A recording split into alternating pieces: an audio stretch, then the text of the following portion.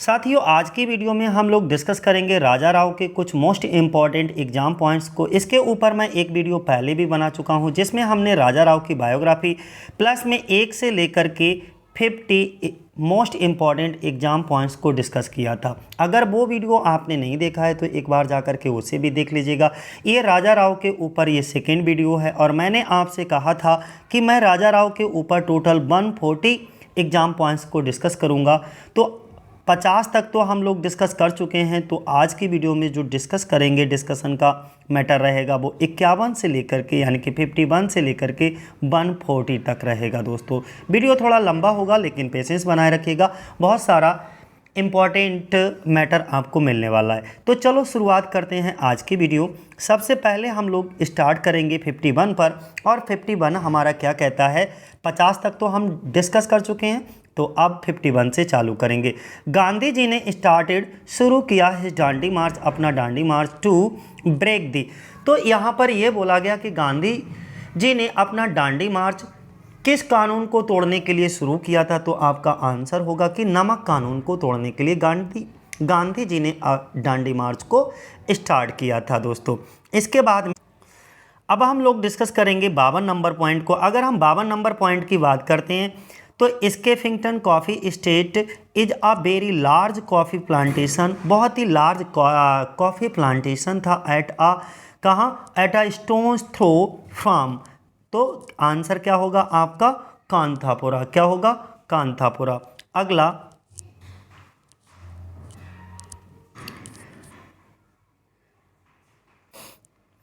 अगला पॉइंट हमारा है कि इन द एब्सेंस ऑफ मूर्ति की एब्सेंस में ड्यू टू हिज अरेस्ट, जब उसको अरेस्ट कर लिया जाता है, long term imprisonment who looks after the Congress work in the village. Question ये कहता है कि मूर्ति की अनुपस्थिति में उसकी गिरफ्तारी और लंबी अवधि बहुत ज़्यादा दिनों के लिए कारावास के कारण गांव में कांग्रेस का काम, जो कांग्रेस पार्टी का काम था, उसको कौन देखता है मूर्ति की एब्सेंस में? तो उसका नाम होता है रत्ना। कौन देखता है? रत्ना। 54 नंबर कहता है कि हु टुक द चार्ज, कौन चार्ज लेता है आप वुमेन लीडर का of the women of Kanthapura during the imprisonment of Moorthy. यहाँ पे ये कहा गया कि मूर्ति की कैद के दौरान कांथापुरा की महिला नेता का पदभार किसने संभाला था? तो वो कौन थी संभालने वाली? रंगम्मा। कौन थी? रंगम्मा। ध्यान बनाए रखिए, ये सब इम्पॉर्टेंट पॉइंट हैं, इनको जरूर ध्यान बनाए रखिएगा। और अगर हम लोग चाहे एलटी की तैयारी करूं, देखिए अगर आप एलटी की तैयारी कर रहे हो तो वहाँ पर भी आपका जो राजा राव का कांथापुरा नॉवेल है, इनका पहला नॉवेल ही है, तो इसको रखा गया आपके सिलेबस में। और कांथापुरा के ऊपर मैं एक सेपरेट वीडियो आपको लेकर के आऊँगा, बहुत ही इंपॉर्टेंट नॉवेल है राजा राव का। तो इसलिए एलटी की साथ साथ में हमारा जीआईसी में तो पूछा जाएगा। तो ये वीडियो जो है ना, एलटी और जीआईसी दोनों के लिए आपका कॉमन है साथियों। चलो शुरुआत करते हैं। What was the famous slogan, सबसे पहला फेमस प्रसिद्ध slogan of the village of Kanthapura कौन सा था? महात्मा गांधी की जय। उन्होंने कहा कि जो कांथापुरा था के गांव का सबसे प्रसिद्ध नारा क्या था? तो बस एक ही था कि महात्मा गांधी की जय। अगला पॉइंट हमारा है 56 नंबर पे 56 क्या कहता है? दी विलेजर्स ऑफ कांथापुरा, जो कांथापुरा के गांव वाले थे, आर फाइनली डिफीटेड, हार जाते हैं, एंड टेक शेल्टर, और शरण ले लेते हैं जाकर के इन कहाँ? एक रिमोट विलेज में। ध्यान बनाए रखिएगा कि जो कांथापुरा के ग्रामीण लोग होते हैं अंततः पराजित होते हैं और अंत में एक आश्रय ले लेते हैं, और कहाँ? एक रिमोट दूर के गांव में जाकर के। Next 57, who is the hero कौन है या narrator of the novel the serpent of the rope. ये भी इन्हीं का नॉवेल है, बहुत ही इंपॉर्टेंट है। ये कुछ ही नॉवेल इनके राजा राव के जो बहुत ज़्यादा प्रसिद्ध है और इन नॉवलों की वजह से राजा राव को जाना जाता है। तो उसमें एक कांथापुरा है, the serpent and the rope है, इनको ध्यान बनाए रखिएगा। उन्होंने ये पूछा है इसमें 57 में कि जो इनका नॉवेल उपन्यास the serpent and the rope है, इसका नायक यानी कि कथाकार, नरेटर कौन है? तो उसका नाम है रामास्वामी या राम। रामास्वामी या रामा, और ये क्या है, एक ब्राह्मण है, कहाँ से, मैसूर से। बस इतना ख्याल रखिए। अगला पॉइंट हमारा 58 कहता है the hero Ramaswamy is a young, Ramaswamy एक यंग युवा हीरो है, एजुकेटेड मैन और पढ़ा लिखा व्यक्ति भी है, बिलोंगिंग और संबंध रखता है टू अ रिच जमींदार फैमिली ऑफ, कहाँ से, साउथ इंडिया से। नायक एक हीरो जिसका नाम रामास्वामी एक युवा शिक्षित व्यक्ति है जो दक्षिण भारत के एक अमीर जमींदार परिवार से संबंध रखता है। ध्यान बनाए, कहाँ के, दक्षिण भारत। तो पूछ लिया जाएगा ये रामास्वामी साउथ इंडिया से बिलोंग करते हैं, नॉर्थ इंडिया कहाँ से। तो इस तरीके से आपको ध्यान बनाए रखना है। अगला चीज़ 59 पे कहा गया है कि इन दी नॉवेल में दी सरपेंट एंड दी रोब, और ये दी सरपेंट एंड दी रोब कब आया, 1960 में। इसकी डेट भी ध्यान बनाए रखिएगा। हु गोज, जो जाता है to France on government scholarship for his research work के लिए, and earned the doctorate degree of university of Sorbonne. उन्होंने कहा 59 पे कि उपन्यास the serpent and the rope, जो कि 1960 में पब्लिश हुआ, जो अपने एक रिसर्च वर्क के लिए, शोध कार्य के लिए सरकारी छात्रवृत्ति पर फ्रांस जाता है और सोरबॉर्न विश्वविद्यालय से डॉक्टरेट की उपाधि प्राप्त करता है। वो व्यक्ति कौन होता है, तो रामा या रामास्वामी ये कह सकते हो, ठीक है। अगला नेक्स्ट पॉइंट हमारा है 60, who does Rama fall in love and marry, जो रामा होता है वो फॉल इन लव प्यार करने लगता है, एंड मैरी शादी करता है। तो रामा किससे प्यार करते हैं और किससे शादी करते हैं, तो मैडलिन। कौन होती हैं वो, मैडलिन होती हैं। और ये मैडलिन कौन होती हैं, एक यंग फ्रेंच लेडी होती हैं, ओके, या टीचर, शिक्षक, एक युवा फ्रांसीसी महिला जो कि एक शिक्षक हैं। अगला 61 पे what was a great shock to, और किसके लिए, जिनसे इन्होंने प्यार किया था, मैडलिन से, ठीक है। ये नाम ध्यान बनाए रखिएगा। रामा की बिलव्ड जिनसे उन्होंने शादी की, उनका नाम क्या है, तो मैडलिन। इन दी नॉवेल, और ये मैडलिन कौन से नॉवेल की पात्र हैं, ये भी चीज़ ध्यान बनाए रखिएगा, दी सरपेंट एंड दी रोप की। और ये जो दी सरपेंट एंड दी रोप कब पब्लिश हुआ था, तो 1960 में, यानी कि 1960 में। तो इसकी दो चीज़ें हमको पता लग गई, हीरो और हीरोइन। हीरो कौन है, रामास्वामी है, और जिससे उसकी शादी होती है मैडलिन, वो कौन है, हीरोइन है ऑफ द प्ले। और both are leading character of this novel the serpent and the rope. अगला देखिएगा, the death of her son. यहाँ पर उन्होंने ये पूछा गया है कि उपन्यास the serpent and the rope में मैडलिन के लिए एक बड़ा झटका क्या था, सबसे बहुत ज़्यादा ग्रेट शॉक लगता है, शॉकिंग वाली बात कौन सी होती है। तो साथियों, जो शॉकिंग वाली बात होती है, तो उसका आंसर ये होगा कि उसके पुत्र की क्या हो जाती है, मृत्यु हो जाती है, डेथ ऑफ हर सन। तो आपसे ही अगर ये क्वेश्चन पूछा जाए कि दी सरपेंट एंड दी रोप जो नॉवेल है जिसमें जो मैडलिन होती है, उसको सबसे शॉकिंग न्यूज़ कौन सी होती है, what was a great shock, उसको शॉक लगता है। तो किस वजह से शॉक लगता है, तो उसके पुत्र की मृत्यु हो जाने की वजह से उसको शॉक लगता है। इतना क्लियर हो गया, the death of her son. Next 62 पे, who is the half sister of Madeleine. Madeleine की हाफ सिस्टर से मतलब होता है सौतेली बहन, ये कह सकते हो आप। ओके, मैडलिन की सौतेली बहन कौन है, तो उसका नाम होता है कैथरीन। क्या नाम होता है, ध्यान बनाए रखिएगा, कैथरीन।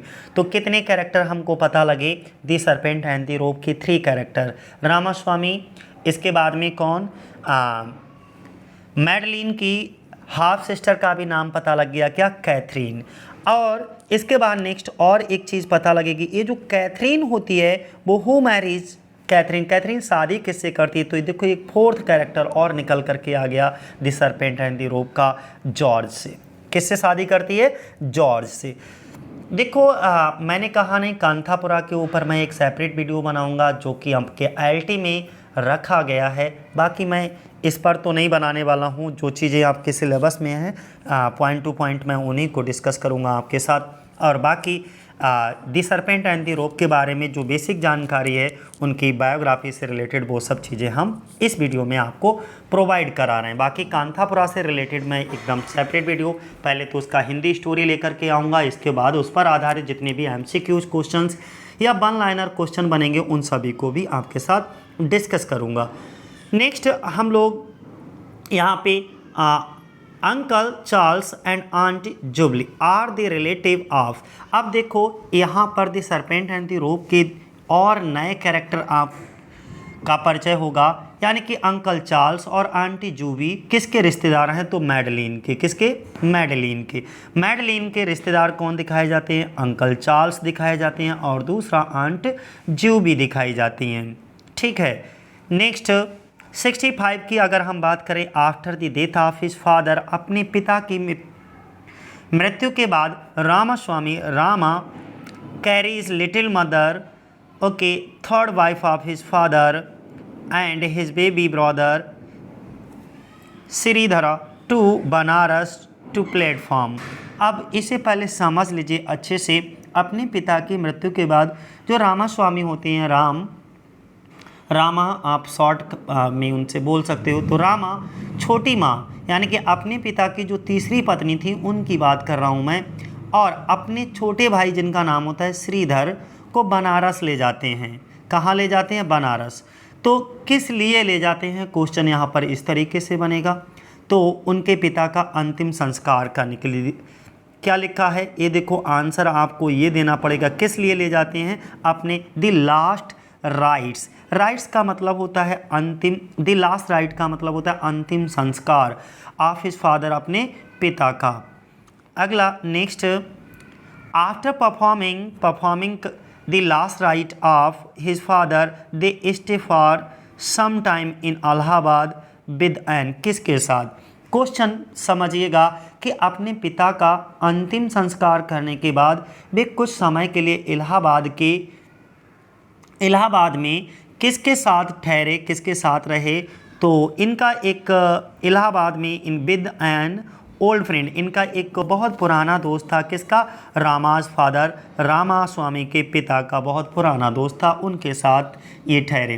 क्वेश्चन अब मैं एक साथ पढ़ देता हूँ कि अपने पिता का अंतिम संस्कार किसने किया था? रामास्वामी ने। तो रामास्वामी अपने पिता का अंतिम संस्कार करने के बाद भी कुछ समय के लिए इलाहाबाद में एक्चुअली जो रामास्वामी के पिता होते हैं उनके बहुत अच्छे दोस्त, पुराने मित्र होते हैं, उनके साथ रहे। कहाँ? इलाहाबाद में। अगला जो कि अब प्रयागराज है, who does Rama meet, Rama मिलते हैं इन इलाहाबाद में, who is betrothed to Savitri.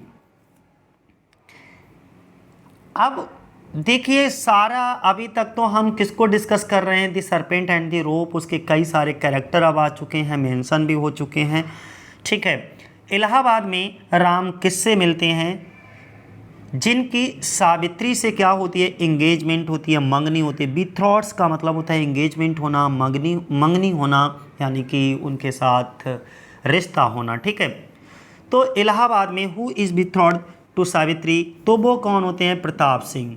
कौन होते हैं? प्रताप सिंह, जिन्होंने द सरपेंट एंड द रोप को अच्छे से पढ़ा होगा, उसकी हिंदी स्टोरी पता होगी, तो ये क्वेश्चन भी बहुत आसानी से आपको समझ आ रहे होंगे। इलाहाबाद में राम किससे मिलते हैं? जिनकी सावित्री से मंगनी हुई थी, तो वो किससे मिलते हैं? जिनकी सावित्री से मंगनी हुई? प्रताप सिंह।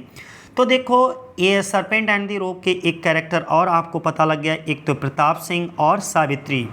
ठीक है। प्रताप सिंह और सावित्री दोनों की क्या होती है? मंगनी हो जाती है, एंगेजमेंट हो जाती है, बीथ्रॉड्स हो जाते हैं। ठीक है। अगला, Savitri is the young western educated daughter of, ये किसकी पुत्री होती हैं सावित्री? तो सावित्री राजा ऑफ सूरजपुर। क्या नाम लिखा है? राजा ऑफ सूरजपुर। सावित्री जो हैं वो सूरजपुर के राजा के पश्चिमी, और ये एजुकेटेड कहाँ से होती हैं? यंग वेस्टर्न एजुकेटेड डॉटर होती हैं। ठीक है। कौन? सावित्री। किसकी? राजा ऑफ सूरजपुर, सूरजपुर के राजा की पुत्री। ठीक है। अगला 69 पे अगर हम बात करें तो रामा इंट्रोड्यूस्ड कराता है किसको, टू सावित्री के लिए, in order to get any opportunity of changing her views because she does not want to marry Pratap Singh. 69 हमारा पॉइंट ये कहता है कि जो रामास्वामी होते हैं, राम को सावित्री से मिलवाया जाता है ताकि वह अपने विचार बदलने का कोई अवसर प्राप्त कर सकें, क्योंकि वह प्रताप सिंह से शादी करना नहीं चाहती। जब आप इसकी स्टोरी को पढ़ोगे the serpent and the rope की, तो उसमें जो सावित्री नाम की कैरेक्टर है जिसकी एंगेजमेंट प्रताप सिंह से होती है, वो सावित्री जो है प्रताप सिंह से एंगेजमेंट करना नहीं चाहती। उसी के पॉइंट ऑफ व्यू से ये लिखा गया, she does not want to marry Pratap Singh. But Ramaswami जो होते हैं वो सावित्री को इंट्रोड्यूस कराते हैं, ठीक है, जिससे कि उसके पॉइंट ऑफ व्यू को क्या कर सकें, चेंज कर सकें, बदल सकें। अगला नेक्स्ट हमारा कहता है 70 number point, who are Saroja and Sukumari. उन्होंने कहा कि सरोजा और सुकुमारी कौन हैं। हु और कौन, सरोजा एंड सुकुमारी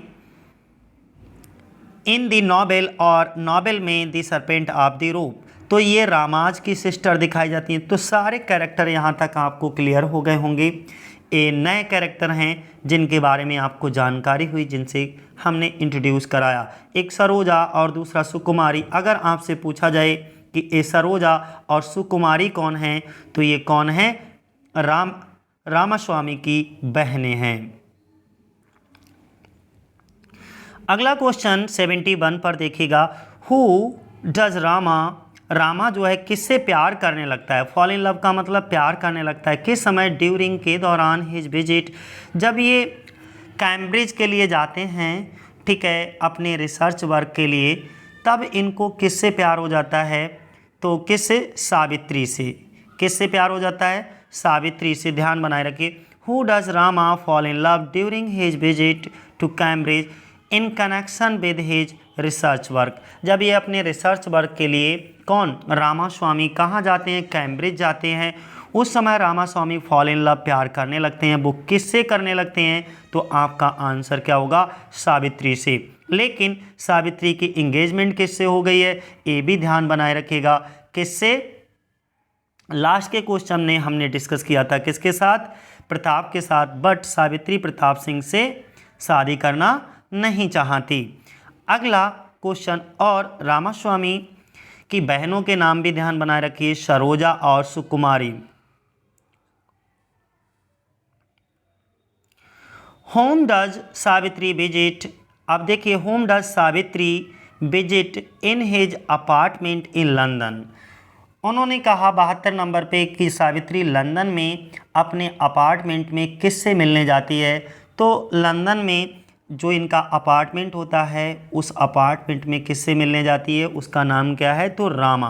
क्या नाम है, रामा से ये मिलने जाती हैं। कौन, सावित्री, ठीक है। अगला 73 पर, वन मॉर्निंग, एक सुबह सावित्री कम्स आती हैं with coconut and Kumkum, performs Aarti, touches his feet and thus takes him to be her lord and master with God as their witness. Which person is referred here? यहाँ पर कौन से person को refer किया गया है, ऐसे समझ नहीं आएगा, मैं थोड़ा सा सिंपल लैंग्वेज में इसको क्लियर करता हूँ। एक मॉर्निंग की बात है, इसी पॉइंट को मैं क्लियर कर रहा हूँ, ध्यान से सुनिए। एक सुबह सावित्री जो है नारियल कुमकुम लेकर आती है, ठीक है, और आरती करती है, उनके पैर छूती है, और इस तरह से उन्हें अपना स्वामी और स्वामी मानती है। सिर्फ भगवान उनके साक्षी के रूप में है, और भगवान को साक्षी मान करके उनको अपना स्वामी मान लेती है। यहाँ पर जो सावित्री है वो किस व्यक्ति का उल्लेख कर रही है, तो वो किसका, जिससे वो प्यार करती है, रामास्वामी, ठीक है। अगला 74 पर क्या बात हो रही है, देखिए कि what present does Rama Swami give to Savitri. तो जो रामास्वामी होते हैं सावित्री को वो कौन सा प्रेजेंट देते हैं, कौन सा गिफ्ट यानी कि उपहार देते हैं। उपहार में क्या देते हैं ये समझ लीजिए। तो पैरों की उंगली में जो छल्ले नहीं होते हैं, टॉय रिंग्स, टॉय रिंग्स अगर हमारी गांव की भाषा में या हमारी मैथोलॉजी संस्कृति में अगर बोलें तो बिछिया, बिछिया या बिछुआ नहीं, बिछिया ही कहते हैं, ठीक है। बिछिया जो पैरों में पहनाए जाते हैं शादी के बाद, उनको गिफ्ट करता है। मैं अभी फिर से क्लियर कर देता हूँ कि 74 नंबर पे क्या हुआ कि राम सावित्री को, जो रामास्वामी होते हैं वो सावित्री को क्या उपहार देते हैं, तो पैरों की उंगलियों में जो छल्ले पहने जाते हैं जिनको हम बिछिया कहते हैं, ठीक है, वो उपहार स्वरूप सावित्री को देते हैं। कौन? रामास्वामी। अगला, हु एडवाइजेज सावित्री, सावित्री को कौन सलाह देता? As like a beautiful Hindu girl, like a beautiful Hindu girl she must go back to her home and marry the husband destined for her, Rama. उन्होंने क्या बताया कि 75 में कौन सावित्री को सलाह देता है कि एक सुंदर हिंदू लड़की की तरह, एक सुंदर हिंदू लड़की की तरह उसे अपने घर वापस जाना चाहिए और उसके लिए नियत जो पति तय किया गया है, जिसके साथ शादी की, उसी से शादी कर लेनी चाहिए। ऐसी सलाह कौन देता है? रामास्वामी। इट भी रामास्वामी बिहेव से बहुत अच्छे हैं कि उन्होंने सावित्री को ये सलाह दी कि जिस माँ बाप ने तुमको इतना प्यार दिया, लाड़ प्यार दिया और कुछ पल के खुशियों के खातिर आप मेरे पास आ गए, ओके, जहाँ पर तुमने अपने परिवार की या अपने माँ बाप की बिल्कुल भी चिंता फिक्र नहीं की, तो मैं ये सलाह देता हूँ कि आप वापस हो जाओ और वापस होने के बाद में आप अपने मम्मी पापा को मनाओ। हम शादी अगर आपस में करेंगे भी तो दोनों यानी कि मम्मी पापा के आशीर्वाद के साथ ही करेंगे। ऐसी सलाह देने वाला वो व्यक्ति कौन होता है? या अगर वो नहीं भी मानते हैं तो तुम्हें उसी से शादी कर लेना चाहिए जो लड़का तुम्हारे लिए ढूंढा गया है। ऐसी सलाह किसने दी? रामास्वामी ने। किसको? सावित्री को। अगला, जबकि रामास्वामी भी सावित्री को क्या करते थे? प्रेम करते थे। ये कहानी किसकी है? The serpent and the rope की है, जो कि आई थी कब? 60 में। Who does Savitri eventually marry, अब क्या कहा गया है कि हु डज सावित्री इवेंचुअली,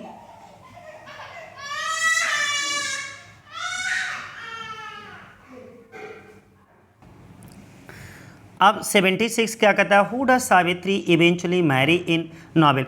तो इसका अर्थ ये हुआ कि उपन्यास में सावित्री किससे विवाह करती हैं? तो फाइनली किससे इनका विवाह हो जाता है? प्रताप सिंह से। ये भी ध्यान रखना, विवाह किससे होता है? प्रताप सिंह से। और प्यार ये किससे कर रही होती है? रामास्वामी से। और रामास्वामी इनको ये सलाह भी देता है कि आपको अपने जो भी आपके लिए वर चुना गया है उसी से आप शादी कर लो, और उसी से उसकी शादी हो जाती है। अगला 77 पे अगर हम बात करेंगे, द सेकेंड शॉक, और दूसरा second shock received by the Madeline was the death of her second child while he was undergoing a cesarean operation। उन्होंने 77 पे कहा है जो मैडलिन थी, मैडलिन को दूसरा झटका क्या लगा? दूसरा शॉक। पहला शॉक में भी उसके पुत्र की क्या हुई थी? डेथ हुई थी, हम डिस्कस कर चुके हैं आपके साथ। और 77 में भी समझिएगा कि मैडलिन को दूसरा जो झटका लगा, दूसरा शॉक लगा था, वो सेकेंड शॉक उसका ये था, देखिए, कि उसके दूसरे बच्चे की मृत्यु थी, यानी कि रिसीव्ड बाय द मैडलिन बाद the death of her second child. Second child की मृत्यु की खबर थी। ये उसका दूसरा जीवन का झटका था जब वह एक सिजेरियन ऑपरेशन से गुजर रही थी। भाइल शी वाज अंडरगोइंग, गुजर रही थी आ सिजेरियन ऑपरेशन। 78 पॉइंट क्या कहता है? The first and the second shock received by Madeline due to his unfortunate death of her babies made by सन्यासी। उन्होंने बताया 78 पर कि मैडलिन को अपने बच्चों की दुर्भाग्यपूर्ण मौत के कारण मिले पहले और दूसरे शौक ने उसे क्या बना दिया।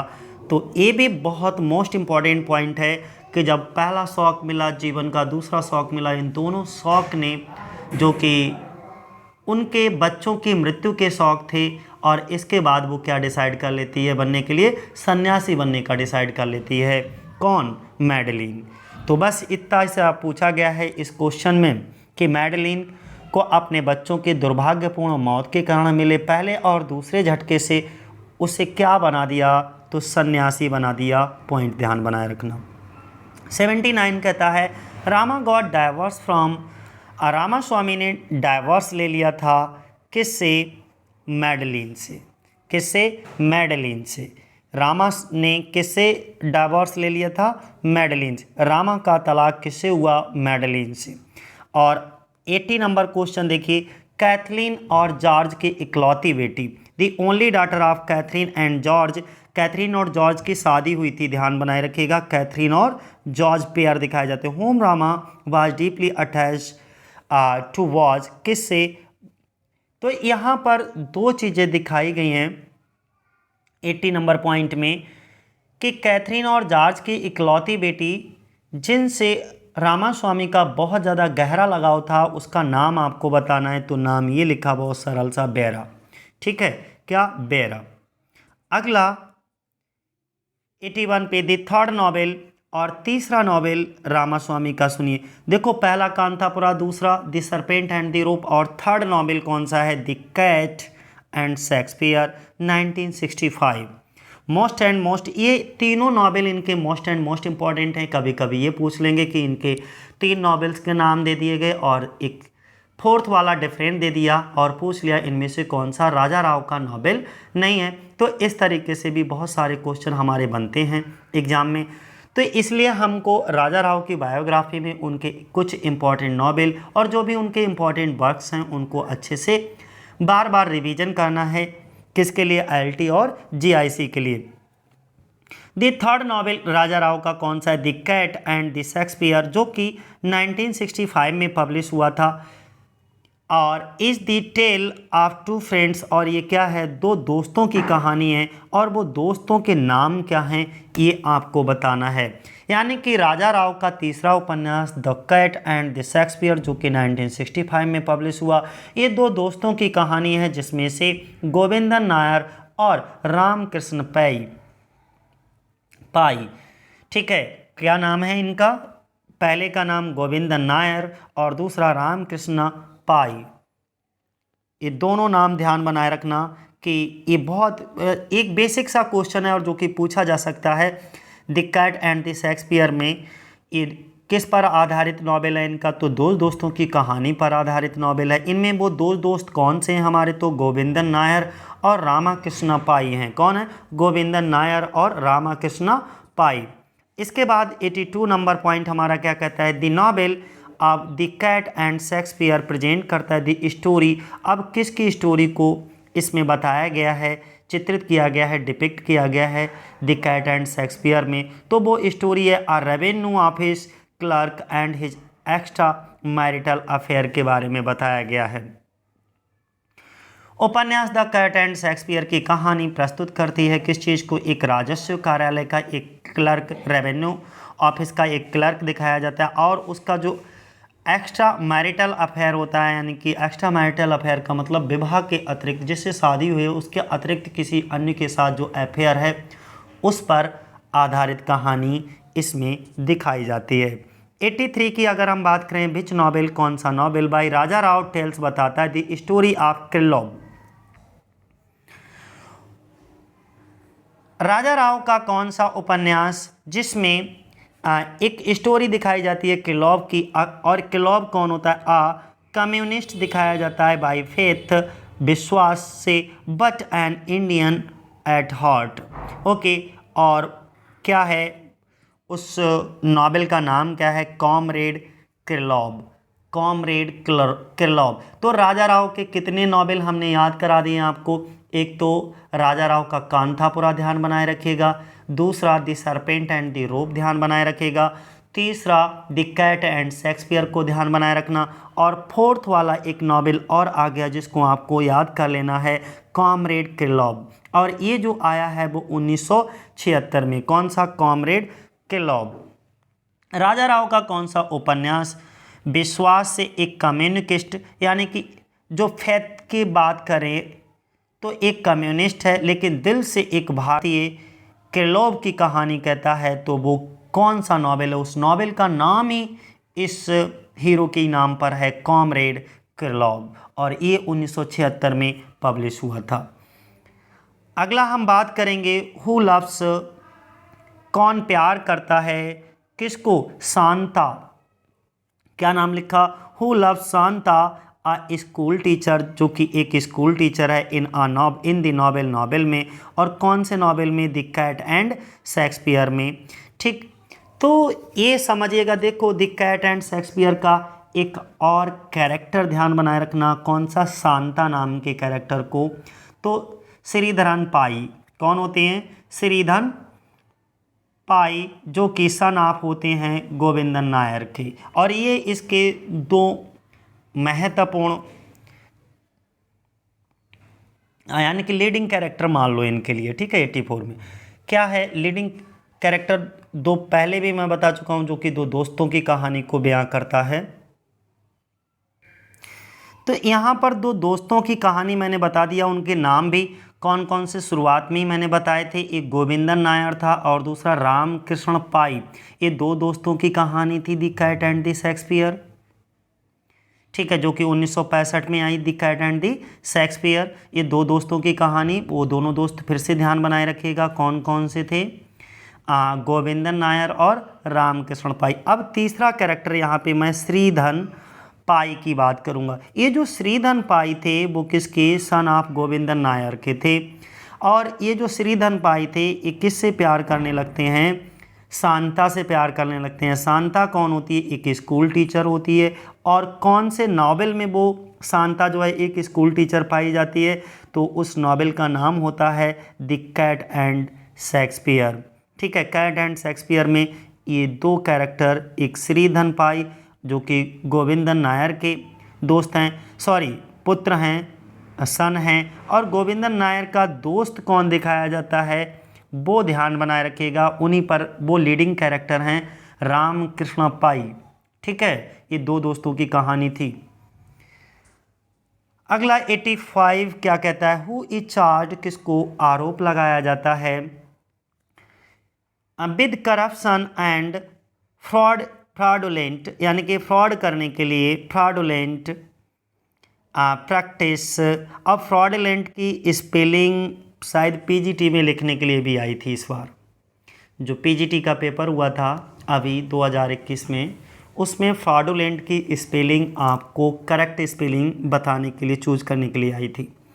Fraudulent practices in the novel, और कौन सा novel? The cat and Shakespeare की बात कर रहा हूं मैं। उन्होंने कहा कि उपन्यास द कैट एंड शेक्सपियर में एक भ्रष्टाचार और कपटपूर्ण व्यवहार का आरोप किस पर लगाया जाता है? एक भ्रष्टाचारी और छल कपट का व्यवहार जो लगाया जाता है, इसका आरोप जिस पर लगाया जाता है उस व्यक्ति का नाम बताना है। तो वो गोविंदन नायर ही होते हैं, जो कि एक राशन कार्यालय में जो है रेशनल ऑफिस होता है, उसमें एक पुअर क्लर्क के रूप में ये काम करते हैं गोविंदन नायर। ठीक है, अगला 86 क्या कहता है? भूतलिंग के मालिक गोविंदन नायर के हृदय, यानी कि भूतलिंगा, क्या लिखा है? भूतलिंगा लायर। ठीक है, the boss of Govindan Nair dies. अब यहाँ पे दो चीज़ें देखो, एक नया कैरेक्टर आपको जानने को मिलेगा। क्या? भूतलिंगा लायर।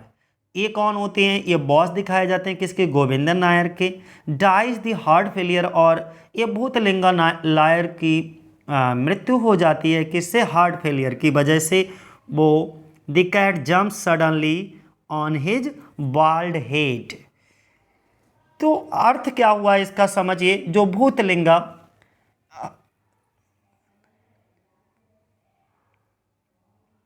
गोविंद नायर के मालिक जो होते हैं भूतलिंगा, उनके हृदय की गति रुकने से मृत्यु हो जाती है। एक बिल्ली उनके जो बाल्ड हेड होता है ना, गंजा सिर जिसे कहते हैं, पर अचानक कूद जाती है। ठीक है, इसकी वजह से। तो ये भी बड़े मज़ेदार क्वेश्चन है, समझिए इसको। 87 क्या कहता है हमारा? The character of a widows. The character of a widows में रंगम्मा, वाटरफॉल। अब यहाँ पे समझने वाली बात है, विधवाओं के पात्र कौन कौन हैं? रंगम्मा हैं, ठीक है। Number 1 Rangamma, waterfall, Bekamma. क्या लिखा है? वाटरफॉल, बेकम्मा, नरेटर अचक्का, कमलम्मा, ठीक है। ये कौन है? सभी विधवाओं के पात्र, यानी कि विधवाओं का रोल इन्होंने किया है, रंगम्मा ने भी। फिर वाटरफॉल, बेकम्मा और नरेटर अचक्का, कमलम्मा, सीथम्मा, ओके, रत्ना और नरसम्मा उपन्यास में दिखाई देते हैं। ये सभी किस में कैरेक्टर, कौन से उपन्यास के हैं? तो ये सभी कैरेक्टर जो हैं वो कांथापुरा के हैं। तो कांथापुरा के बहुत सारे कैरेक्टर आपके, ये जितने भी अम्मा वाले हैं वो सभी कांथापुरा में आपको मिलेंगे, ये भी ध्यान बनाए रखना। ट्रिक है, जैसे रंगम्मा है, ओके, बेकम्मा है, अचक्का है, कमलम्मा है, सीथम्मा है, रत्ना है, ओके, नरसम्मा है, ये सभी कैरेक्टर कहाँ हैं? कांथापुरा में। 88 पे देखिए, eight the end of the novel who bring the final news of transformation of Kanthapura. उन्होंने बताया कि उपन्यास जो आपका बहुत ही और इनका पहला नॉवेल है, ध्यान बनाए रखिएगा कि जो नॉवेल के अंत में, eight the end of the novel, Kanthapura के परिवर्तन का अंतिम समाचार कौन लाता है? ट्रांसफॉर्मेशन मीन्स परिवर्तन। परिवर्तन का समाचार कौन लाता है ट्रांसफॉर्मेशन का? तो वो रेंज गौड़ा होता है। कौन होता है? रेंज गौड़ा। 89 में इन द नॉवेल कांथापुरा, अगर हम नॉवेल कांथापुरा की बात करते हैं तो नॉवेल कांथापुरा में दो बैड कैरेक्टर दिखाए जाते हैं। वो दो बैड कैरेक्टर हमारे कौन से होते हैं? तो एक भट्टा होता है, दूसरा बड़े खान होता है। अब बड़े खान कौन होता है? एक पुलिस ऑफिसर दिखाया जाता है, ध्यान बनाए रखिएगा, और भट्टा जो है वो एक पुजारी दिखाया जाता है। ये दो, और बहुत सूद ब्याज पर जो है अपने पैसे भी देता है, तो इस तरीके का कैरेक्टर भट्टे का दिखाया जाता है। भट्टा और बड़े खान ये बैड कैरेक्टर यानी कि नेगेटिव रोल करते हैं कांथापुरा नॉवेल में, ठीक है। और कांथापुरा क्या है? एक विलेज का नाम है। अगला, अचक्का और ग्रैंड मदर दिखाई जाती हैं ऑफ द विलेज, गाँव की नरेट्स करती हैं the story of the novel. तो अगर आपसे ये इम्पॉर्टेंट क्वेश्चन है कि गांव की एक दादी दिखाई जाती हैं अचक्का, वो उपन्यास कहानी को सुनाती हैं, उपन्यास की कहानी को नरेट करती हैं। तो कौन से उपन्यास की कहानी को नरेट करती हैं? क्वेश्चन ये है। तो कांथापुरा। अब हम सिंपल ये कह सकते हैं कि कांथापुरा नॉवेल को कि नरेटर कौन है? तो सीधे से बता देना, अचक्का क्या है? कांथापुरा नॉवेल की नरेटर दिखाई जाती हैं, ठीक है साथियों। 91 हमारा क्या कहता है? हु इज़ कंसीडर्ड, किसको माना जाता है, the first English philosopher and novelist of Indian literature. उन्होंने कहा है कि भारतीय साहित्य का प्रथम अंग्रेजी दार्शनिक और उपन्यासकार किसको माना जाता है? तो आप तुरंत नाम बता देना, किसको माना जाता है? राजा राव को। देखिए कुछ बहुत ही इंपॉर्टेंट है, फर्स्ट इंग्लिश फिलोसफर और नॉवलिस्ट ऑफ इंडियन लिटरेचर में किसको कंसीडर किया जाता है? तो वो राजा राव को कंसीडर किया जाता है। Next, who is Gauri, Gauri कौन दिखाया जाता है in Raja Rao novel the cow of the barricades. ये भी बहुत इंपॉर्टेंट राजा राव का नॉवेल है। 3-4 नॉवेल हम पहले भी डिस्कस कर चुके हैं आपके साथ, ये नेक्स्ट नॉवेल है। इसका भी नाम ध्यान बनाए रखना, ये भी किसके द्वारा लिखा गया? राजा राव के द्वारा। कौन सा novel? The cow of the barricades. इसमें जो गौरी नाम की कैरेक्टर होती है वो कौन दिखाई जाती है? क्वेश्चन ये है। तो गौरी किसका नाम होता है? एक काउ होती है, एक गाय होती है, उसका नाम दिखाया जाता है, a cow. Clear. Next, name the first novel of Raja Rao, Raja Rao के पहले नॉवेल का नाम बताना है, तो हम बता ही चुके हैं, वो क्या है? कांथापुरा है। अगला 94 पर अगर हम बात करें तो कौन सा होगा कि is one of the 3 founding pillars of Indian writing in English along with R K Narayan और मोल्कराज आनंद। और तीसरा थर्ड प्लेयर कौन है? 3 प्लेयर की बात होगी तो 2 तो हमें पता लग गए, एक आर के नारायण है और दूसरे कौन है? हमारे मोल्कराज आनंद हैं। और तीसरा प्लेयर कौन है? तो तीसरे प्लेयर का आपको नाम बताना है जी। तो वो कौन है? राजा राव खुद। राजा राव खुद, ध्यान बनाए रखिएगा, ठीक है। तो यहाँ पे क्या भरा जाएगा? राजा राव भरा जाएगा। किसमें? 94 पर। अंग्रेजी में भारतीय लेखन के 3 संस्थापक स्तंभों में से एक हैं, साथ ही आर के नारायण, मुल्कराज आनंद और तीसरे कौन? राजा राव। फिनिश। अगला 95 पे, विच रिवर अपीयर्स इन राजा राव कांथापुरा। जो राजा राव का नॉवेल होता है कांथापुरा, उसमें कौन सी रिवर का नाम बताया गया है? तो हेमवती। कौन सी? हेमवती। हेमवती भी पढ़ते हैं इसको, तो हेमवती पढ़ेंगे आप। हेमवती रिवर होती है, उसकी जिक्र किया गया है। तो आपसे अगर पूछा जाए कि राजा राव के कांथापुरा में कौन सी नदी दिखाई देती है, कौन सी नदी का जिक्र है, तो हेमवती नदी का जिक्र है। अगला 96 की अगर हम बात करें तो the theme of which, the theme means of Raja Rao novel may be summed up as Gandhi and our village. Raja Rao के किस उपन्यास का विषय गांधी और हमारे गांव को सारांशित किया जा सकता है? तो वो कांथापुरा गांव होता है, जिसमें इस तरीके की थीम का जिक्र किया गया है। Name the eminent Indian writer who try to incorporate Indian metaphysics and the philosophy into the fictional work. तो वो कौन थे? राजा राव थे। कौन थे? राजा राव। यानी कि उस प्रख्यात भारतीय लेखक का नाम बताइए जिन्होंने भारतीय तत्व मीमांसा और दर्शन को अपनी काल्पनिक काम में शामिल करने का प्रयास किया। 2 चीज़ों को फिक्शनल वर्क में जो है शामिल करने का प्रयास किया। वो इमिनेंट इंडियन राइटर का आपको नाम बताना, यानी कि मेटाफिजिक्स को और किसको? फिलॉसफी को। किसमें? फिक्शनल वर्क में। तो वो इमिनेंट राइटर कोई और नहीं बल्कि राजा राव ही हैं। अगला, India is not a country like a France is or like England, India is an idea, these lines are from। ये कहाँ? राव की एक दी सरपेंट एंड दी रोप है नॉवेल, जो कि सेकेंड नॉवेल है इनका, ठीक है। 1960 में इसको आया था। अगला 1960 हो गया, यानी कि अब नेक्स्ट हम क्या आपको इसका थोड़ा सा बता देते हैं। ये क्या है 98 पर फिर से, यानी कि भारत फ्रांस जैसा देश या इंग्लैंड जैसा देश नहीं है, भारत एक विचार है। ये पंक्तियाँ राजा राव की हैं, तो कहाँ से हैं? दी सरपेंट एंड दी रोप से हैं, बट आंसर ऐसे करना है। अगला 99 पे, the cat and the Shakespeare, the writer gave numbers allusions to Shakespeare's pledge.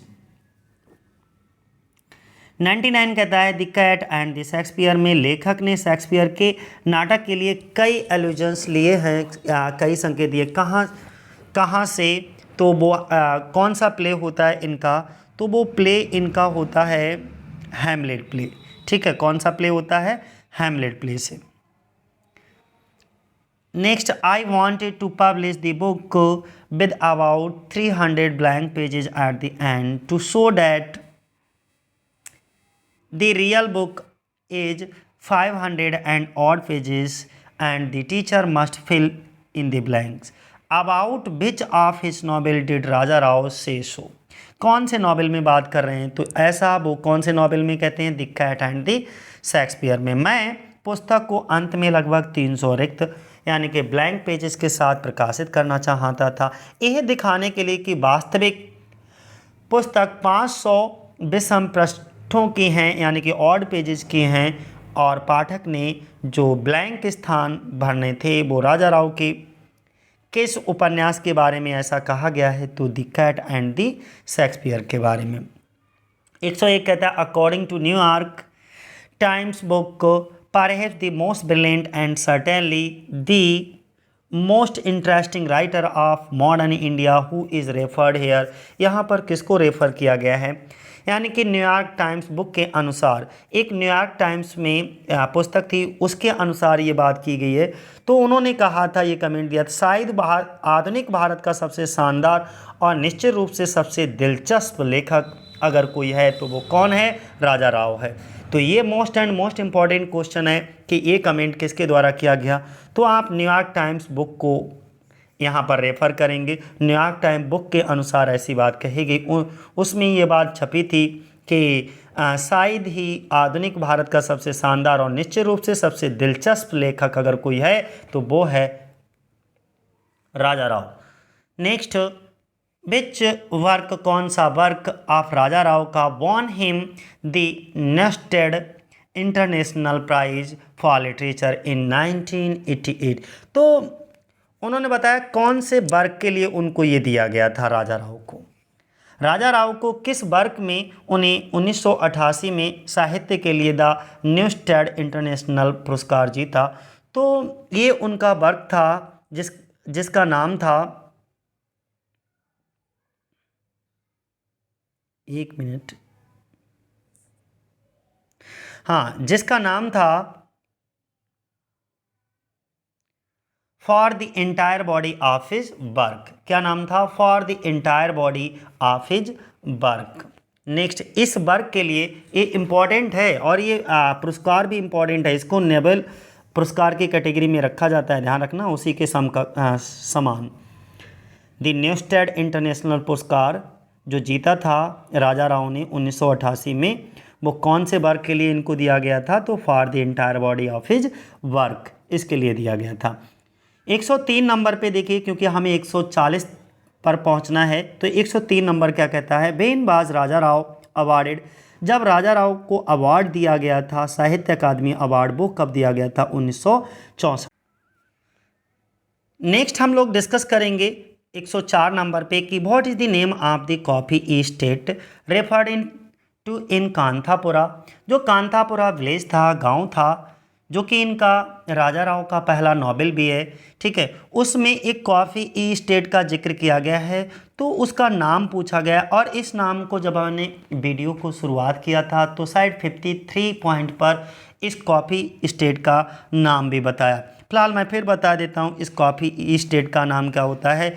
स्कैफिंगटन coffee state. क्या नाम होता है? स्कैफिंगटन कॉफ़ी स्टेट, ये नाम होता है।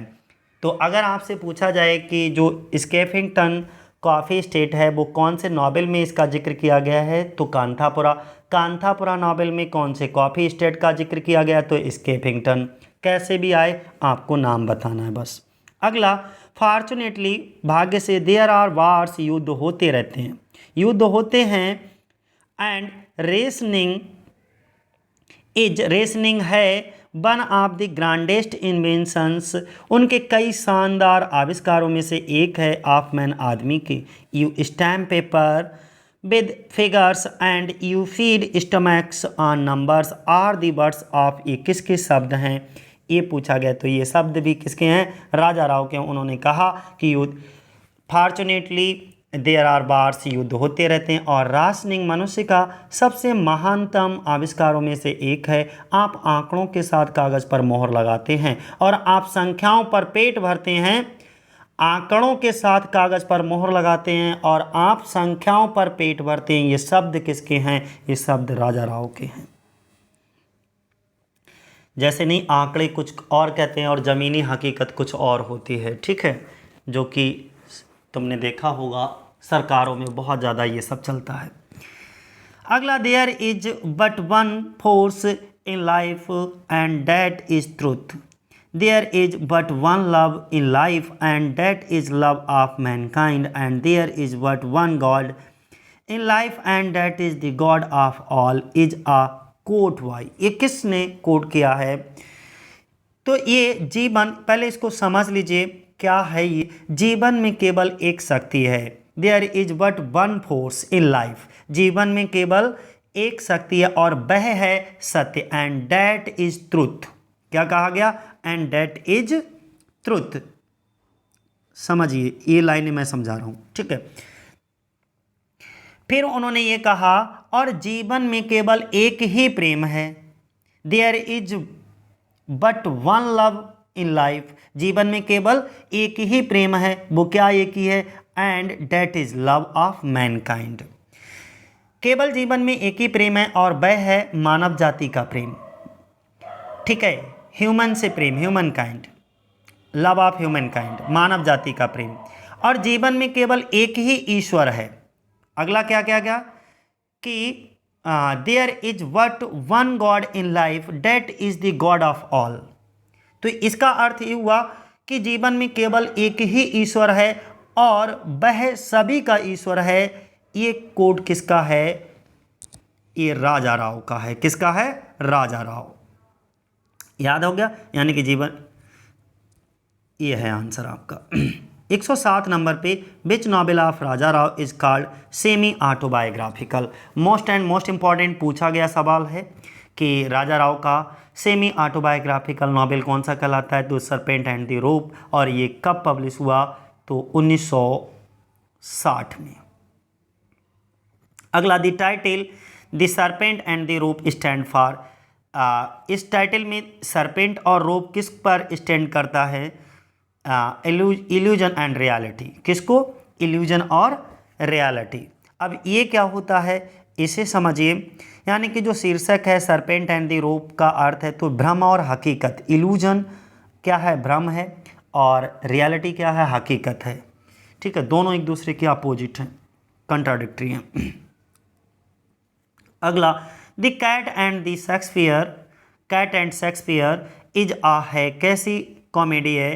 तो ये पहली बात तो एक नॉवेल है और नॉवेल में ये क्या है? एक मेटाफिजिकल कॉमेडी है। ठीक है, ये भी ध्यान में। Great Indian way a life of Mahatma Gandhi is a work of. किसका है? राजा राव का। बहुत इंपॉर्टेंट है कि great Indian way a life of Mahatma Gandhi, ये किसने लिखा? ये वर्क किसके द्वारा लिखा गया? तो राजा राव के द्वारा लिखा गया है। अगला, 111 नंबर पे शिवराम। क्या लिखा गया है? शिवराम अ तमिल ब्राह्मण दिखाया जाता है, एक तमिल ब्राह्मण दिखाया जाता है। मैथमेटिशियन होता है, इज आ प्रोटैगनिस्ट दिखाया जाता है ऑफ द नॉवेल। इम्पॉर्टेंट नहीं बल्कि मोस्ट इम्पॉर्टेंट है। शिवराम एक तमिल ब्राह्मण होता है, वो मैथमेटिशियन भी होता है। और राजा राव के कौन से उपन्यास का हीरो दिखाया जाता है? प्रोटैगनिस्ट दिखाया जाता है, तो वो होता है the chess master and his moves. किसका? The chess master and his moves में। 112 नंबर कहता है my mind was essentially metaphysical thus evading humans. 112 number पे ये बोला गया मेरा मन अनिवार्य रूप से आध्यात्मिक था। माई माइंड वाज एसेंशियली अनिवार्य रूप से मेटाफिजिकल आध्यात्मिक था। फिर उन्होंने कहा कि दस इवेडिंग ह्यूमंस, इसका अर्थ ये हुआ कि इस प्रकार मनुष्य से बच रहा था। इवेडिंग का मतलब होता है बचना, ह्यूमंस मनुष्य से। For after all the human has no ultimate significance are the word of Shivaram in. किसमें? तो शिवराम कैरेक्टर ही किसमें है? सीधी सी बात है, कहीं कुछ अर्थ नहीं भी निकाल पाओ या समझ ना पाओ क्वेश्चन की लैंग्वेज को, तो शिवराम को समझ जाना। और शिवराम कैरेक्टर कौन से में है? The chess master of his moves में। और यही इसका क्या है? हीरो है, प्रोटैगनिस्ट है। इस पूरे को हम क्लियर कर देते हैं कि मेरा मन मेरा मन अनिवार्य रूप से आध्यात्मिक था और इस प्रकार मनुष्य से बच रहा था। आखिरकार मानव का कोई अंतिम महत्व तो नहीं है। ये किसके? शिवराम के शब्द हैं भाई। काय में? शतरंज मास्टर एंड हिज मूव्स में। और 113 नंबर कहता है कि Raja Rao actively took part. Raja Rao हिस्सा लेता है in a national movement in 1942 named. और उसका नाम होता है किस? उसका राजा राव जिसमें हिस्सा लेते हैं उस मूवमेंट का नाम पूछा गया है, तो क्विट इंडिया मूवमेंट। कौन सा? भारत छोड़ो आंदोलन। 113 नंबर हमारा कहता है राजा राव ने 1942 में एक आंदोलन में सक्रिय रूप से भाग लिया था। उस आंदोलन का नाम बता दीजिए। तो उस आंदोलन का नाम होता है भारत छोड़ो आंदोलन, यानी कि क्विट में छोड़ना India movement, quit India movement. 114 number name the journal Raja Rao को edited with Ahmad Ali in 1943 and 44। Most and most important, Ahmad Ali के साथ मिलकर के राजा राव ने कौन से जर्नल को एडिट किया था और किस समय किया था? दोनों चीज़ें ये मोस्ट इंपॉर्टेंट है। एक तो ये ध्यान बनाए रखना 114 नंबर पॉइंट पर कि 1943 और 44 में अहमद अली के साथ मिलकर सह संपादित पत्रिका वो कौन सी पत्रिका थी जिसके साथ को एडिटेड किया यानी कि सह संपादित किया था राजा राव ने? तो उस पत्रिका का नाम पूछा गया, तो उस पत्रिका का नाम है टुमारो। क्या नाम है? टुमारो। एक कल आने वाला कल नहीं है, बल्कि क्या है, एक पत्रिका का नाम है। और ये पत्रिका दो लोगों ने मिलकर के को एडिट किया था, जिसमें को एडिट थे जनरल राजा राव को एडिट थे, और किसके साथ? अहमद अली के साथ मिलकर के। अगला नेक्स्ट को एडिटर कह लो। विच नॉवेल ऑफ राजा राव का कौन सा नॉवेल बिगिन शुरू होता है विद दी फॉलोइंग लाइन्स? ये कुछ लाइनें मैं दे रहा हूँ कि कौन से नॉवेल की स्टार्टिंग की लाइन है, ओपनिंग लाइन है, high on the Ghats is it. और घाट अगर बात आ जाए तो बनारस के घाटों की बात आएगी, क्योंकि घाटों में अगर कोई प्रसिद्ध है तो वो बनारस के ही घाट बहुत ज़्यादा फेमस हैं। फिलहाल पूरा क्वेश्चन हम लोग पढ़ते हैं। High up the steep mountains that face the cool Arabian seas up the Malabar coast is it okay up Mangalore and Puttur and many a center of cardamom and coffee rice and sugar cane। तो अब देखिए, अब इसका मतलब हमारे कौन घाट से मतलब वहाँ पर मत पहुँच जाइएगा। अब घाट से मतलब क्या है? कांथापुरा, जो कि साउथ का एक गांव है मालाबार तट पर, उसका जिक्र हो रहा है।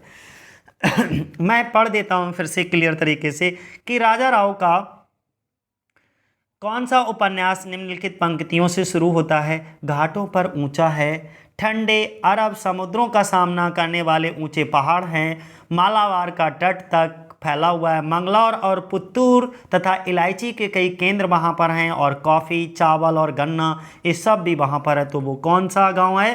Kanthapura. 116 number, which novel of Raja Rao का कौन सा नॉवेल इस्टैब्लिश्ड करता है him as one of his finest Indian prose stylist? 116 number बोला है कि राजा राव के किस उपन्यास ने उन्हें बेहतरीन भारतीय गद्य स्टाइलिस्ट के रूप में स्थापित किया? तो द सरपेंट एंड द रोप ने। किसने? The serpent and the rope, जो कि 1960 में आया। 117 नंबर पॉइंट कहता है राजा राव को अवार्ड दिया गया फॉर लिटरेचर के लिए वाज गिवन बिटवीन, और आंसर इसका है कब? 2000 से 2009।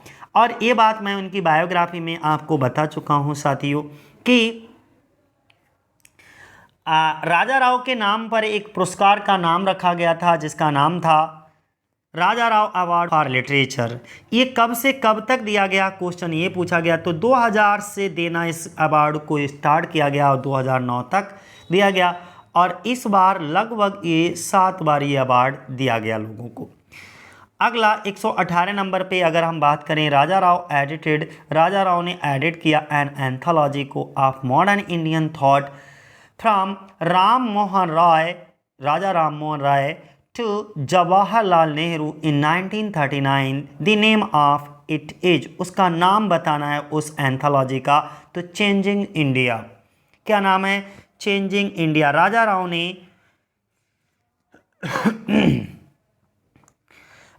ने 1939 में राजा राम मोहन राय से जवाहरलाल नेहरू तक आधुनिक भारतीय विचारों के संकलन को एक एंथोलॉजी का संपादन किया था। उसका नाम पूछा गया है, तो चेंजिंग इंडिया।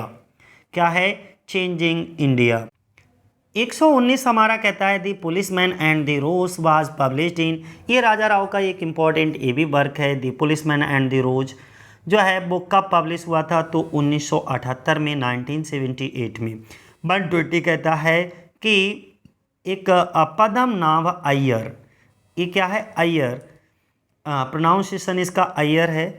तो ये समझिएगा 120 नंबर पे कि जो पद्मनाभ अय्यर होते हैं वो कौन से में एक पात्र दिखाए जाते हैं? तो किस में? कॉमरेड क्रिलॉब में ये पात्र होते हैं। किस में? अय्यर किस में दिखाए जाते हैं? कॉमरेड क्रिलॉब में। अगला, women is the earth air, okay, ether sound, इसका मीनिंग भी बता दें। वुमेन महिला है, इज द अर्थ पृथ्वी, ईयर वायु, एथर का मतलब होता है आकाश, और साउंड का मतलब होता है ध्वनि। तो स्काई मीन्स भी आकाश होता है और एथर मीन्स भी आकाश होता है। अगला, वुमेन इज द माइक्रोज्म। माइक्रोज्म का मतलब होता है सूक्ष्म, ठीक है, ऑफ माइंड, स्टेटेड बाई, किसके द्वारा दिया गया, तो राजा राव के द्वारा। यानी कि नारी, पृथ्वी, वायु, आकाश, ध्वनि है। नारी कौन है? पृथ्वी, वायु, आकाश, ध्वनि है। स्त्री मन का सूक्ष्म जगत है। स्त्री जो है वो मन का सूक्ष्म जगत है, माइक्रोज्म ऑफ द माइंड है। ये किसके द्वारा कहा गया? राजा राव के द्वारा। Who wrote on the Ganga, on the Ganga ghat, on the Ganga ghat, जो कि ये बहुत इंपॉर्टेंट डेट है। ऑन दी गंगा घाट किसने लिखा? राजा राव ने। कब लिखा? 1989 में, ओके, 1989 में, गंगा घाट।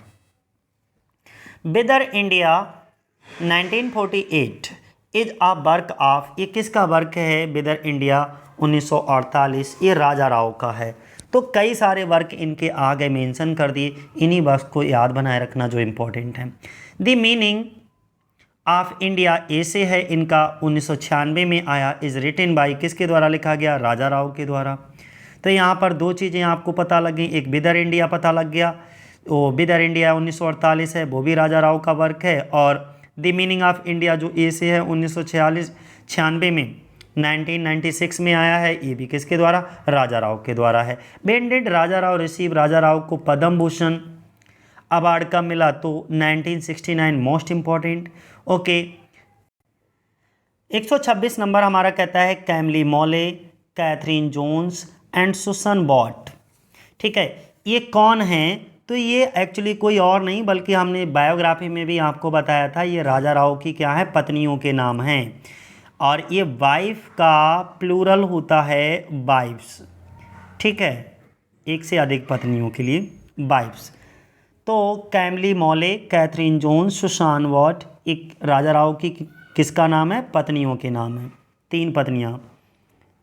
अगला, ही कंप्लीटेड, उन्होंने कंप्लीट किया हिज स्कूलिंग फ्रॉम, अपनी स्कूलिंग को कंप्लीट किया Madrasa Aliya in Hyderabad, degree at Nizam college and won a aesthetic scholarship of the government of Hyderabad in 1929 for studying abroad. Who is he, वो कौन है?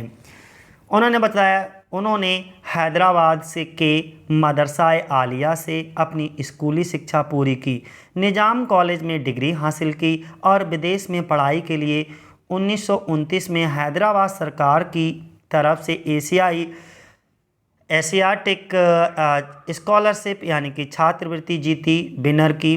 तो ये किसके बारे में हम लोग बात कर रहे हैं? ये कौन हैं? तो वो कोई और नहीं, कौन है? राजा राव हैं। अगला, विच नॉवेल ऑफ राजा राव, राजा राव का कौन सा नॉवेल वाज प्रेज्ड, उसकी प्रशंसा की थी E.M. फॉस्टर के द्वारा बाय सेइंग, यह कह करके the finest novel to come out of India. Raja Rao के किस नॉवेल की प्रशंसा E.M. फॉस्टर ने ये कह करके की, क्या कह करके? The finest novel to come out of India. इसका अर्थ हुआ भारत से बाहर आने के लिए बेहतरीन उपन्यास कहकर ये प्रशंसा की थी। तो वो था नॉवेल इनका Kanthapura. Achakka is the character या नरेटर ऑफ द नॉवेल, तो कौन से का? नरेटर भी अचक्का है और या कैरेक्टर, कैसे भी क्वेश्चन पूछा जाए तो कांथापुरा नॉवेल नाम लेंगे, ठीक है। मैडलिन की बात की गई है, तो Madeline the serpent and the rope की एक पात्र है। आंसर आपको इसी में मिल गया। Madeleine is the character from, कौन से कैरेक्टर से है? तो the serpent and the rope से है। अगला, राजा राव बिलीव्ड, विश्वास करते थे, Upanishads and the Vedas are the ultimate treasure of knowledge. ये सत्य बात है, ये ट्रू है। यानी कि जो राजा राव का मानना था कि जो उपनिषद या वेद का ज्ञान है वो एक परम खजाना है, यानी कि ultimate treasure of, treasure means होता है खजाना, ऑफ नॉलेज का ज्ञान का खजाना है, ज्ञान का परम खजाना है। कौन? 2 चीज़ें बताई हैं, 2 चीज़ों का नाम लिया, उपनिषद और वेदों का ज्ञान। उपनिषद और वेदों का ज्ञान उन्होंने क्या बताया? अपना परम खजाना बताया ज्ञान का। ये बात सत्य है। Which Kannada journal was edited by Raja Rao, तो ये भी मोस्ट इम्पॉर्टेंट है। राजा राव के ने किस कन्नड़ जर्नल को, जर्नल का मतलब होता है पत्रिका, का संपादन किया था? तो जया कर्नाटका। क्या था उस पत्रिका का नाम? जया कर्नाटका, जो कि 1931 से 32 तक उसको एडिट किया था। एडिटर रहे थे कौन? राजा राव। अगला 5 Indian master most important biography में मैं पहले भी बता चुका हूँ। 5 Indian masters is a book by किसके द्वारा है? राजा राव के द्वारा। लेकिन आपको वो 5 इंडियन मास्टर्स में 5 इंडियन मास्टर्स का नाम लिया है इन्होंने, उनके नाम आपको कमेंट बॉक्स में बताना है। मैं अपनी वीडियोस में डिस्कस कर चुका हूं कि वो 5 इंडियन मास्टर्स कौन कौन हैं जिनको इन्होंने एक बुक का नाम दिया था 5 इंडियन मास्टर्स, और उनके बारे में ही लिखा था राजा राव ने। वो कौन कौन सी शख्सियत है, किन के नाम हैं। वो फेमस इंडियन इंग्लिश राइटर हैं, ध्यान बनाए रखिए। अगला गॉडेस कंचम्मा बिलोंग टू, वो कहाँ से बिलोंग करती हैं? तो कांथापुरा गांव से, कांथापुरा नॉवेल से। देवी के चम्मा जो है संबंधित है कांथापुरा से। अगला हु इज़ द नरेटर। अब अगर आपसे कांथापुरा नॉवेल को पूछे कि कांथापुरा नॉवेल की नरेटर कौन है, तो वो कौन है? अचक्का थी।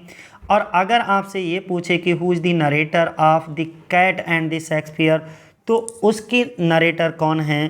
तो रामाकृष्ण पाई। कौन है? रामाकृष्ण पाई। किरलोब। अब अगला 136 नंबर पे देखिएगा, Kirillov Irene Kamal are the main characters, main character हैं ऑफ द नॉवेल। ये तीनों कैरेक्टर किरलोब, आयरीन, तो ध्यान रखना इस कैरेक्टर के नाम पर ही कॉमरेड किरलोब करके एक इन्होंने वर्क भी लिखा था। तो कहीं पर भी अगर किरलोब लिख करके आ जाए तो इन्हीं के नाम पर इनके वर्क का भी नाम है, ठीक है। तो टेंशन नहीं लेना है, कॉमरेड किरलोब के कैरेक्टर हैं। किसके हैं? अच्छा, मूर्ति कौन से में दिखाया जाता है? मूर्ति नाम का कैरेक्टर वो कांथापुरा में दिखाया जाता है। इन विच ईयर, कौन से साल बाद राजा राव अवार्डेड द पद्म विभूषण? पद्म भूषण एक होता है, एक पद्म विभूषण होता है। तो पद्म भूषण इनको 69 में मिला था, 1969 में। और पद्म विभूषण की बात करें तो इनकी मृत्यु के बाद 2007 में, क्योंकि 2006 में इनकी क्या हो गई थी? मृत्यु हो गई थी। और पास्थोमसली यानी कि मरणोपरांत राजा राव को पद्म विभूषण दिया गया था। और ये इंडिया का जो है सेकेंड हाईएस्ट सिविलियन अवार्ड होता है पद्म विभूषण, ठीक है, 2007 में दिया गया। अगला, where did Raja Rao study French literature? Raja Rao ने फ्रेंच लिटरेचर को कहाँ स्टडी किया? तो यूनिवर्सिटी ऑफ मॉन्टेपेलियर फ्रांस में, ठीक है। राजा राव ने फ्रांसीसी साहित्य का अध्ययन कहाँ किया? तो मॉन्टेपेलियर फ्रांस जो यूनिवर्सिटी थी वहाँ। राजा राव डाइड इन, राजा राव की मृत्यु हो जाती है 2006 में। कहाँ होती है? ऑस्टिन में, टेक्सास, यूएसए, ठीक है। तो दोस्तों ये थे 140 क्वेश्चन जिसको हमने आपको बताया था कि हम लोग डिस्कस करेंगे तुम्हारे साथ। आज के लिए इतना ही। जय हिंद, जय भारत साथियों।